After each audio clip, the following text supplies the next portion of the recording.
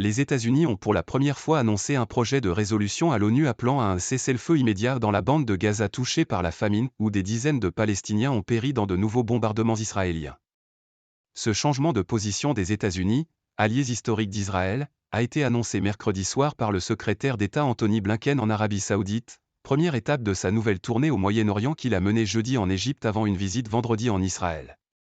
Mais M. Blinken a souligné que ce cessez-le-feu devrait être lié à la libération des otages enlevés et emmenés à Gaza durant l'attaque sans précédent du mouvement islamiste palestinien Hamas le 7 octobre sur le sol israélien, qui a déclenché la guerre.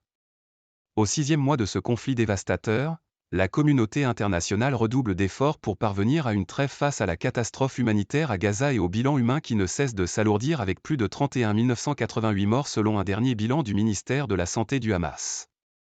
Jeudi, ce même ministère a annoncé la mort de près de 70 Palestiniens dans des frappes israéliennes ces dernières 24 heures, des témoins faisant état de raids nocturnes dans le centre du territoire palestinien assiégé et de violents combats autour de l'hôpital Al-Shifa à Gazaville dans le nord. Au total, plus de 140 combattants palestiniens ont été tués depuis le début lundi de l'opération israélienne contre l'hôpital, a indiqué l'armée après avoir affirmé que des chefs du Hamas s'y étaient cachés. Nous avons soumis une résolution qui est à présent devant le Conseil de sécurité qui appelle à un cessez-le-feu immédiat lié à la libération des otages et nous espérons vivement que les pays la soutiendront, a déclaré M. Blinken aux médias saoudiens à la date. Depuis le début de la guerre, les États-Unis avaient mis leur veto à plusieurs résolutions du Conseil de sécurité de l'ONU appelant à des cessez-le-feu immédiats et durables dans le territoire palestinien dévasté par les bombardements incessants israéliens.